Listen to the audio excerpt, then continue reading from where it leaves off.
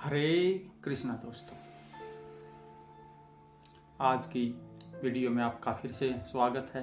क्योंकि धीरे धीरे ये मार्गशीर्ष महीना ख़त्म हो रहा है, आपसे शुरुआत से और बीच में भी बार बार अनुरोध कर रहे हैं कि इस मार्गशीर्ष महीने में गीता का पाठ करना बहुत ही शुभ होता है। तो आप भी हर रोज़ कुछ ना कुछ गीता का, अगर आपके पास गीता नहीं है तो आप हमारी वीडियो देखकर भी यह पुण्य प्राप्त कर सकते हैं। तो आइए शुरू करते हैं आज का अपना पाठ। भगवान कहते हैं, नैनम छिंदति शस्त्राणि नैनम दहति पावकम न चैनम किल दयंत या पो न शोषयति मारुतम।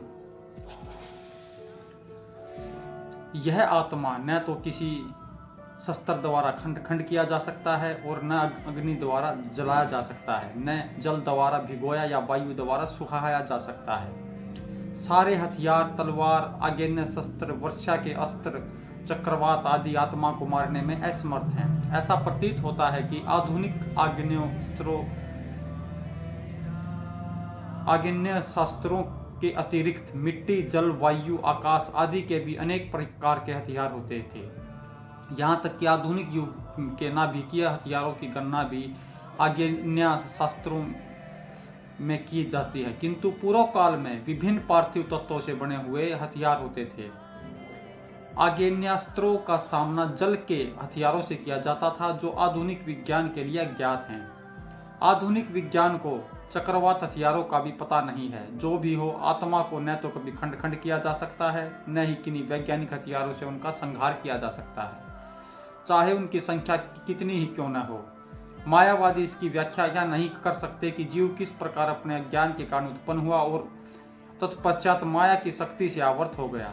न ही आदि परमात्मा से जीवों को विलग कर पाना संभव था। प्रत्युत सारे जीव परमात्मा से विलग हुए अंश हैं, चूंकि वे सनातन अनुस आत्मा हैं।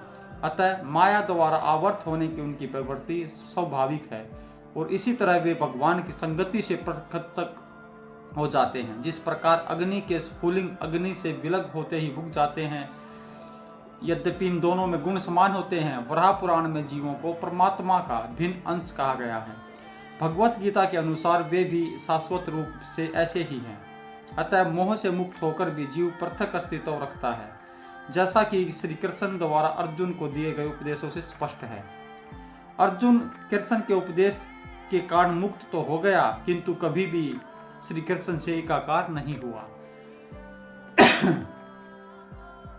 अच्छेदोश्च यम दाहोश्च यम केलोश्च सोश्च एवच नित्य सर्वगत स्थाणुर चलोश्च सनातनम। यह आत्मा अखंडित तथा अघुलनशील है। इसे न तो जलाया जा सकता है, न ही सुखाया जा सकता है। यह शाश्वत, सर्वव्यापी, अविकारी, स्थिर तथा सदैव एक सा रहने वाला है। तात्पर्य है, अनु आत्मा के इतने सारे गुण यही सिद्ध करते हैं कि आत्मा पूर्ण आत्मा का अनुअंश है और बिना किसी परिवर्तन के निरंतर उसी तरह बना रहता है। इस प्रसंग में अद्वैतवाद को व्यवर्थ करना कठिन है, क्योंकि अणु आत्मा कभी भी परम आत्मा के साथ मिलकर एक नहीं हो सकता। भौतिक कलमश से मुक्त होकर अणु आत्मा भगवान के तेज की किरणों की आध्यात्मिक स्फुलिंग बनकर रहना चाह सकता है, किंतु बुद्धिमान जीव तो भगवान की संगति करने के लिए वैकुंठ लोक में प्रवेश करता है। स्वगत शब्द महत्वपूर्ण है, क्योंकि इसमें कोई संशय नहीं है कि जीव भगवान की समग्र सृष्टि में फैले हुए हैं। वे जल, थल, वायु, पृथ्वी के भीतर तथा अग्नि के भीतर भी रहते हैं। जो यह मानते हैं कि वे अग्नि में स्वाहा हो जाते हैं, वह ठीक नहीं है, क्योंकि यहाँ कहा गया है कि आत्मा को अग्नि द्वारा जलाया नहीं जा सकता। अतः इसमें संदेह नहीं है कि सूर्यलोक में भी उपयुक्त प्राणी निवास करते हैं। यदि सूर्यलोक निर्जन हो तो सर्वगत शब्द निरर्थक हो जाता है। अव्यक्तोश्च यम चिंतयोश्च यम विकारोश्च यमुच्यते तस्मादेवं विदिततेवं नानुशोचित तुमहर्षि। यह आत्मा अव्यक्त, अकल्पनीय तथा अपरिवर्तनीय कहा जाता है। यह जानकर तुम्हें शरीर के लिए शोक नहीं करना चाहिए। जैसा कि पहले कहा जा चुका है, आत्मा इतना सूक्ष्म है कि इसे सर्वाधिक शक्तिशाली सूक्ष्मदर्शी यंत्र से नहीं देखा जा सकता। अतः यह अदृश्य है। जहां तक आत्मा के अस्तित्व का संबंध है, श्रुति के प्रमाण के अतिरिक्त अन्य किसी प्रयोग द्वारा इसके अस्तित्व को सिद्ध नहीं किया जा सकता।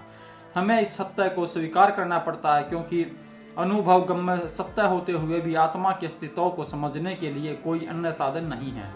हमें अनेक बातें केवल उच्च प्रमाणों के आधार पर माननी पड़ती हैं। कोई भी अपनी माता के आधार पर अपने पिता के अस्तित्व को अस्वीकार नहीं कर सकता। पिता के स्वरूप को जानने का साधन या एकमात्र प्रमाण माता है। इसी प्रकार वेदाध्यान के अतिरिक्त आत्मा को समझने का अन्य उपाय नहीं है। दूसरे शब्दों में, आत्मा मानवीय व्यवहारिक ज्ञान द्वारा अकल्पनीय है। आत्मा चेतना है और चेतन है। वेदों में इस कथन को हमें स्वीकार करना होगा। आत्मा में शरीर जैसे परिवर्तन नहीं होते। मूलतः अविकारी रहते हुए आत्मा अनंत परमात्मा की तुलना में अनुरूप है। परमात्मा अनंत है और अणु आत्मा अति सूक्ष्म है। अतः अति सूक्ष्म आत्मा अविकारी होने के कारण अनंत आत्मा भगवान के तुल्य नहीं हो सकता। यही भाव वेदों में भिन्न भिन्न प्रकार की आत्मा के स्थायित्व की पुष्टि करने के लिए दोहराया गया है। किसी बात का दोहराना उस तथ्य को बिना किसी त्रुटि के समझने के लिए आवश्यक है। अथ चैनम नित्य जातम नित्यम व मन्यसे मृतमम तथापि तव महाबाहो नैनम सोची तुम मरहसी। किंतु यदि तुम सोचते हो कि आत्मा अथवा जीवन का लक्षण सदा जन्म लेता है और सदा मरता है, तो भी हे महाभाव, तुम्हारे शोक करने का कोई कारण नहीं है। सदा से दार्शनिकों का एक ऐसा वर्ग चला आ रहा है जो बौद्धों के ही समान यह नहीं मानता कि शरीर के परे भी आत्मा का स्वतंत्र अस्तित्व है। ऐसा प्रतीत होता है कि जब भगवान कृष्ण ने भगवत गीता का उपदेश दिया तो ऐसे दार्शनिक विद्यमान थे और लोकायतीत और वैभाषिक नाम से जाने जाते थे। ऐसे दार्शनिकों का मत है कि जीवन के लक्षण भौतिक संयोग की एक परिक्रियावस्था में ही घटित होते हैं। आधुनिक भौतिक विज्ञानी तथा भौतिकवादी दार्शनिक भी ऐसे ही सोचते हैं। उनके अनुसार शरीर भौतिक तत्वों का संयोग है और एक अवस्था ऐसी आती है जब भौतिक तथा रासायनिक तत्वों के संयोग से जीवन के लक्षण विकसित हो उठते हैं। नृतत्व विज्ञान इसी दर्शन पर आधारित है। संप्रति अनेक छद्दा धर्म जिनका अमेरिका में प्रचार हो रहा है, इसी दर्शन का पालन करते हैं और साथ ही शून्यवादी अभक्त बौद्धों का अनुसरण करते हैं। यदि अर्जुन को आत्मा के अस्तित्व में विश्वास नहीं था, जैसा कि वैभाषिक दर्शन में होता है, तो भी उसके शोक करने का कोई कारण न था। कोई भी मानव थोड़े से रसायनों की अक्ति के लिए शोक नहीं करता और अपना कर्तव्य पालन नहीं त्याग देता। दूसरी ओर आधुनिक विज्ञान तथा वैज्ञानिक युद्ध में शत्रु पर विजय प्राप्त करने के लिए न जाने कितने टन रसायन फूंक देते हैं। वैभाषिक दर्शन के अनुसार आत्मा शरीर के अक्षय होते ही लुप्त हो जाता है। अतः प्रत्येक दशा में चाहे अर्जुन इस वैदिक मान्यता को स्वीकार करता है कि अणु आत्मा का अस्तित्व है या कि वह आत्मा के अस्तित्व को स्वीकार नहीं करता, उसके लिए शोक करने का कोई कारण न था। इस सिद्धांत के अनुसार चूंकि पदार्थ से प्रत्येक क्षण असंख्य जीव उत्पन्न होते हैं और नष्ट होते रहते हैं, अतः ऐसी घटनाओं के लिए शोक करने की कोई आवश्यकता नहीं है। यदि आत्मा का पुनर्जन्म नहीं होता तो अर्जुन को अपने पितामह तथा गुरु के वध करने के पाप फलों से डरने का कोई कारण न था। किंतु साथ ही कृष्ण ने अर्जुन को व्यंग्यपूर्वक महाभाव कहकर संबोधित किया, क्योंकि उसे वैभाषिक सिद्धांत स्वीकार नहीं था जो वैदिक ज्ञान के प्रतिकूल है। अक्षत्रिय होने के नाते अर्जुन का संबंध वैदिक संस्कृति से था और वैदिक सिद्धांतों का पालन करते रहना ही उसके लिए शोभनीय था। जातस्य ही ध्रुवो मृत्यु ध्रुवम जन्म मृत्यश्च तस्मादपरिहार्यश्चर्थे न तवम सोचिर्तु मरहसि। जिसने जन्म लिया है उसकी मृत्यु निश्चित है और मृत्यु के पश्चात पुनर्जन्म भी निश्चित है। अतः अपने अपरिहार्य कर्तव्य पालन में तुम्हें शोक नहीं करना चाहिए। मनुष्यों को अपने कर्मों के अनुसार जन्म ग्रहण करना होता है और एक कर्म अवधि समाप्त होने पर उसे मरना होता है, जिससे वह दूसरा जन्म ले सके। इस प्रकार मुक्ति प्राप्त किए बिना ही जन्म मृत्यु का यह चक्र चलता रहता है। जन्म मरण के इस चक्कर से व्यर्था हत्या वध तथा युद्ध का समर्थन नहीं होता, किंतु मानव समाज में शांति तथा व्यवस्था बनाए रखने के लिए हिंसा तथा युद्ध अपरिहार्य है।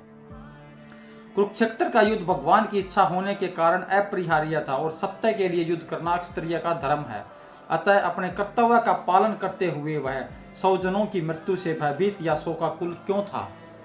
यह विधि कानून को भंग नहीं करना चाहता था, क्योंकि ऐसा करने पर उसे उन पाप कर्मों के फल भोगने पड़ेंगे जिनसे वह अत्यंत भयभीत था। अपने कर्तव्य का पालन करते हुए वह 100 जनों की मृत्यु को रोक नहीं सकता था, और यदि वह अनुचित कर्तव्य पथ का चुनाव करे तो उसे नीचे गिरना होगा। दोस्तों, आज की इस वीडियो में हमारी आत्मा के बारे में बहुत ही अच्छी बातें आपके सामने आई हैं। कल आगे का पाठ लेकर आपके सामने फिर हाजिर होंगे। तब तक के लिए आप भी महामंत्र का जप कीजिए। हरे कृष्ण कृष्ण कृष्ण हरे हरे, हरे राम राम राम हरे हरे। श्री हरि की कृपा आप सब पर बनी रहे। हरे कृष्णा।